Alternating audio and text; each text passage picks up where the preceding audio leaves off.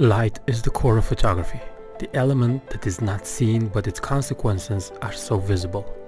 Light can take a boring, flat image and turn it into a dramatic piece of art.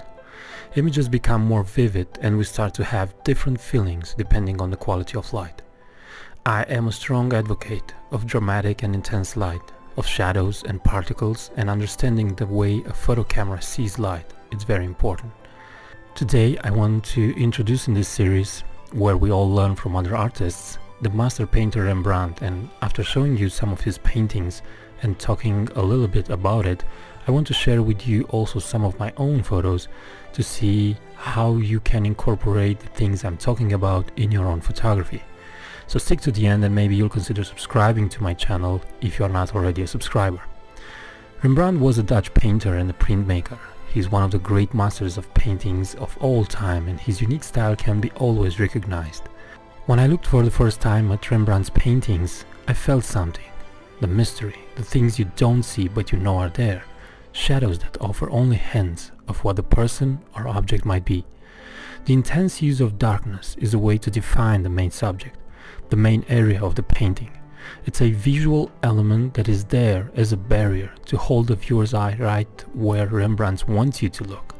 In darkness, details fade away, leaving you, the viewer, with a task of imagining what might be there.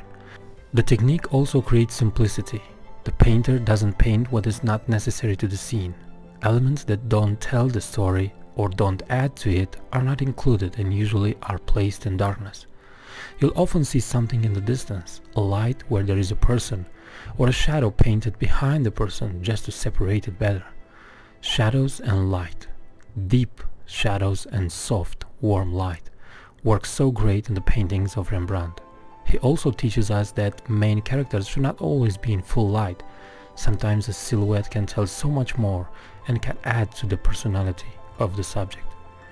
If you think about storytelling through an image, I think Rembradt is one of the biggest masters that ever lived. His paintings make you wonder, make you think. You can't look at one of his paintings passively. You are forced to integrate in the world he creates, and once you are there, you are free to fly and imagine the rest. His landscapes use the same dramatic light to empower elements that are most important in the painting. Applying some of these principles in photography, it's not a simple thing, mainly because light in natural world is not always that dramatic.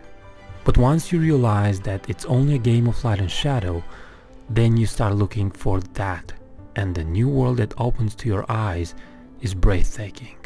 Now everything is different, and the way you interpret everything around you is like never before.